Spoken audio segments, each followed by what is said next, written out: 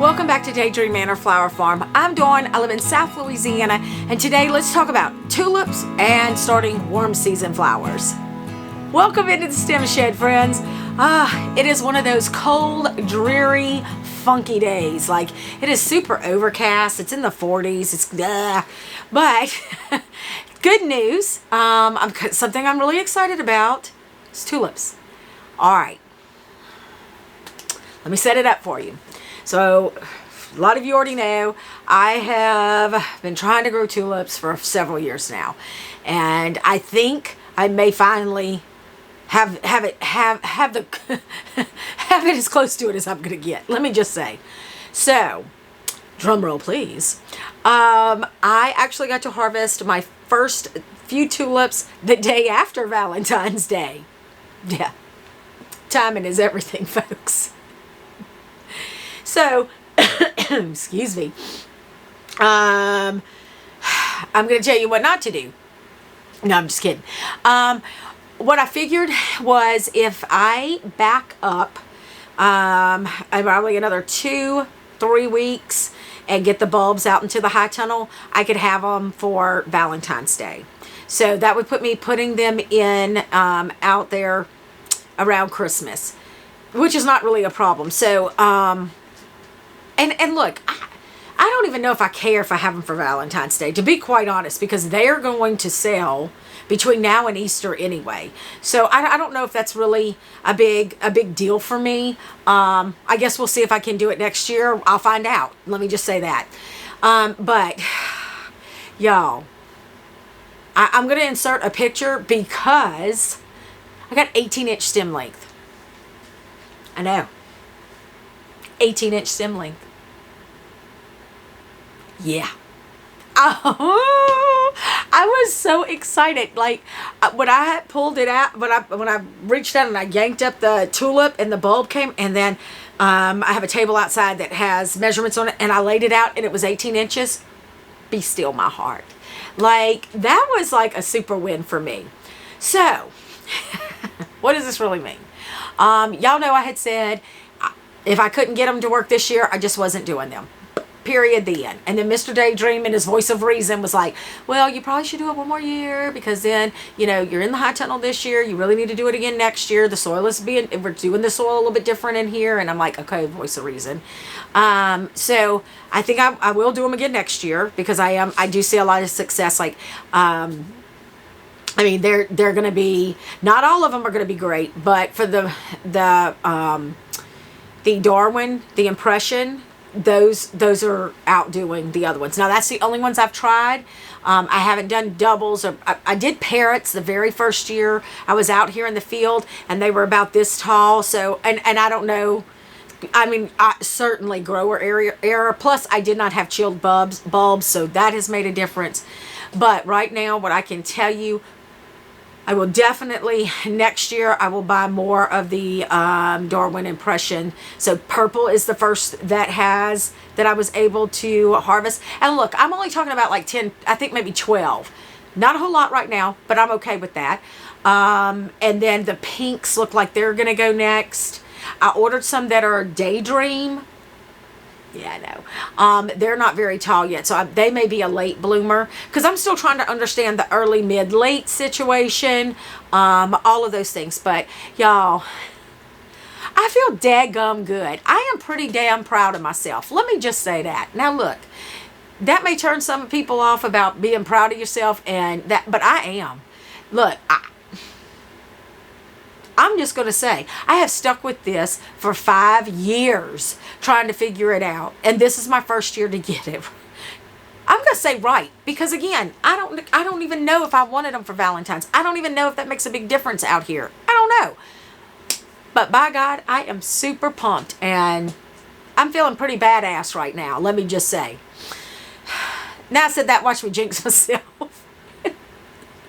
Anyway, I will put the picture so y'all can see the stem length, but so the next step of that is I was given a cooler that needed some work, and y'all know, of course, Mr. Daydream, he's got the license to do all of that kind of stuff. So he's been working on it. It's actually going to go in this section right here. I have to move totes out, but it's going to go there. So I will have a cooler in here, which is going to be a big game changer, not just for storing these tulips, but even during the summer, because usually my refrigerator in the house is really full. His refrigerator in his shop is full, and it's just so much commotion. So I am like things are happening. Things are happening. Yay. It is that time of year where warm season, tulips, cool season flowers, all kind of just mesh. This week I have to start warm season seeds because our last frost is generally around March 15th. So I want to have things ready to go out that following weekend, which is Good Friday. So I will say this. So my dad always had a garden, and no matter when Easter fell, he always planted on Good Friday. So it's kind of a thing here. And because Easter just happens to fall pretty close to that time, I am going to go ahead and do my flowers a little early, but all my vegetables are going to go out on Good Friday. So I'm excited about that. I am going to start. Here's the thing. Here's the plan. All right, so I have the 6 beds out there that are filled with cool season. 2 of the beds are prepped and ready for warm season. So I'm only going to do 2 beds this first planting. I'm just going to start enough seeds to do those 2 beds because I want to be better at succession planting. Because I'm going to tell y'all what happens. I will start all of these seeds and I'll look out in the field. I'm like, oh, I still have plenty of flowers. I don't really need to succession plant. I know. It's just a mind thing. And then I screw myself over because I didn't succession plant. So I'm being very I'm more aware of it this year, and so I'm planning better. So in those 2 beds, I'm going to do some zinnias, some celosia. What else? Oh, I have the list. Let me read it. Some gomphrena. I'm going to start a little bit of basil, not a whole lot, because I have the honeywort from the cool season flowers, and that's going to last me a little while. It'll start getting yucky as soon as it warms up because it doesn't like that. It doesn't do well in our high temperatures, but basil loves it. So I'm going to try to time that out so that when that starts, just petering out, I'm going to get the flush of celosia. Plus, I still have mountain mint over there that actually overwintered. It looks like it overwintered pretty well. I have still some of that spearmint that is in the round thing we have that's, I don't know, that Mr. Daydream had put up to protect some of the plumbing when he was building the house. We just never moved the bricks. And it's coming back. I looked at it the other day and I'm like, oh my God, this stuff just doesn't die. And then I have the eucalyptus that I overwintered, which looks good. I'm probably going to give it another little snip. And that I'll probably wait another week or so, give it another snip, and then hopefully it'll just really take off. I already have some sunflowers going. I'm going to put some of those in the high tunnel because I'm just going to try them. But I think for the most part, sunflowers are going to go back in my other field. And I'm not going to use fabric or anything like that because they grow so fast and you harvest so quickly. And really and truly, they will take over the weeds themselves. So I think that's what's going to happen there. I mean, y'all know the big picture is to get the other 8 beds built so that I will have a cool season and a warm season. And look, I know some of you might be like, oh my God, that's excessive. Why wouldn't you just pull these out so you can have this? Here's the deal. I need to work a lot smarter. And I need to buy some time during those things. Because remember, I still work full-time off-farm. And right now, that off-farm job is kicking my butt. So I'm just trying to juggle a few things. But the biggest thing that I think it will help me with is, y'all know when you get to the end of cool season, you got warm season stuff that's got to go out. So you got to start flipping those beds. You got to start pulling stuff out. You got to amend the soil, get it all back together so that you can get your warm season in. I don't need that rush in my life. That's an extra stressor I don't need. I have enough property in the space that I want to grow that I can mirror the beds I have out there. And that's what I'm going to do. I just think it's just going to bring me some relief. It's going to buy me some time so that when these cool seasons are done, I'm not out there like, oh my God, I got to rip all of this up. I don't want to have to do that. Y'all, again, farming over 50 is no joke. Physically, it is exhausting. This is not an easy job. And I I get so aggravated when I see some of these posts on Instagram where everybody thinks it's like, oh, it's so romantic. Let me go frolic through the flowers. No, ain't nobody frolicking through crap. I mean, we are frolicking through crap if you're using compost and it's manure. I mean, Jesus. Anyway, I just got frustrated for a moment. Sorry, let me snap back. Anyway, that's just my goal. I just want to try to make it easier, but I'm just trying to figure it out. Oh, here was the other thing while I'm thinking about Instagram. Y'all, did y'all see that poor flower farmer that I can't even think of the name of her account. She lost like 5,000 tulip bulbs.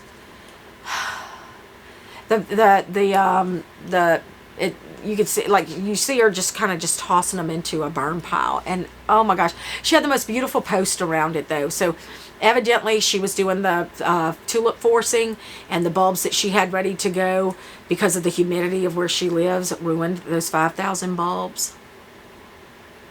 Yeah, my heart broke for her. Ugh. But I will also tell you, so me and two of my other flower farmer friends, we had talked about maybe trying to do that using the high tunnel. Each of us doing like 100 bulbs a piece. We have somebody who also is part of our network, whose spouse actually does hydroponics, so we were going to talk with him.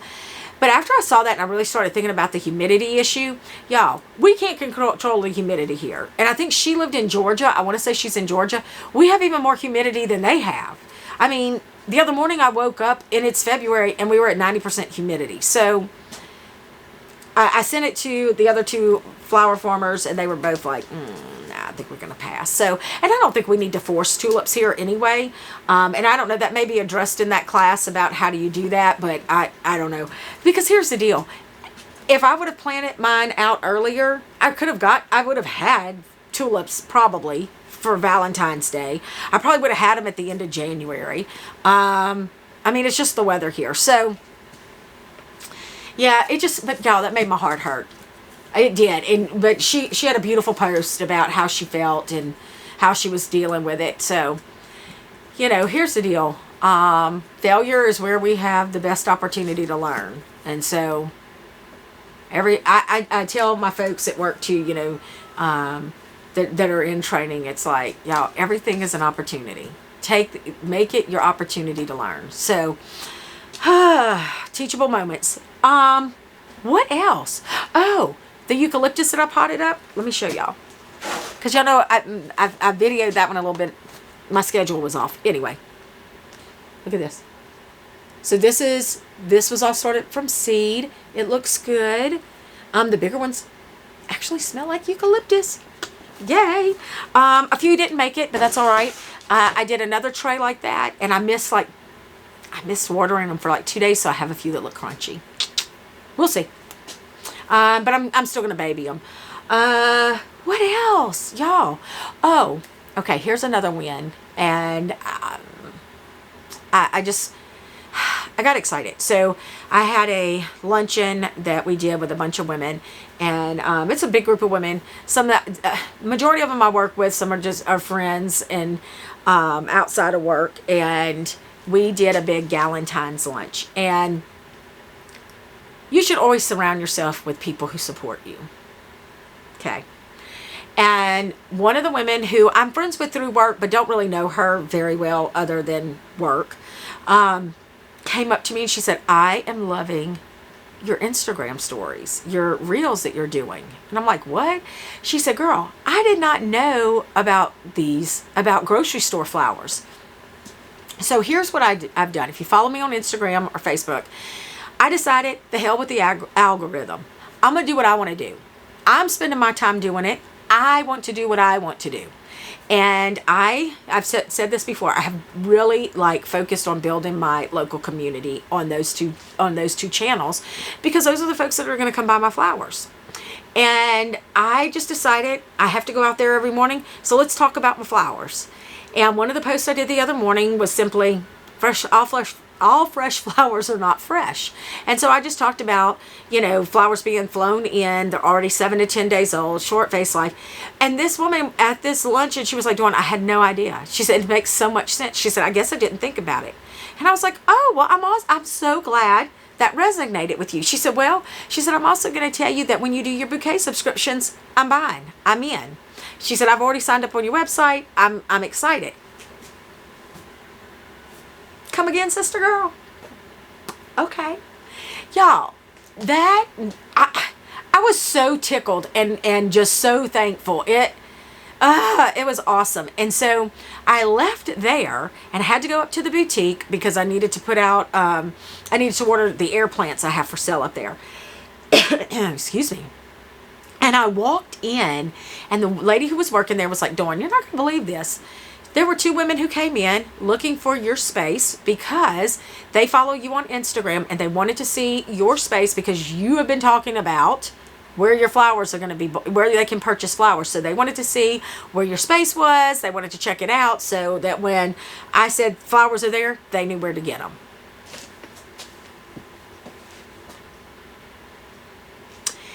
I'm going to tell y'all, if I was still in the throes of menopause, I probably would have been crying.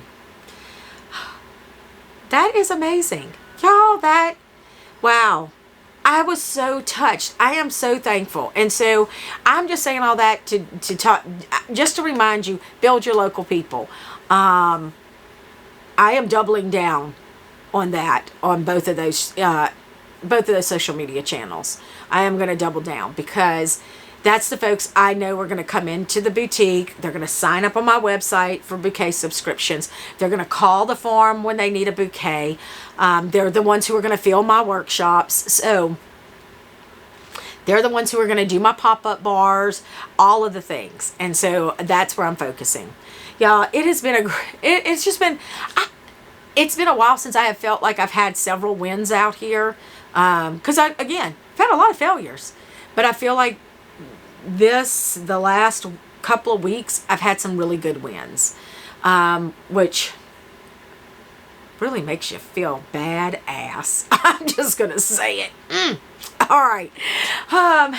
Anything else I want to update y'all on? Just trying to think through this. Gonna go start seeds. So I hope to talk to you all soon, folks. Hope you have a wonderful week. See you later.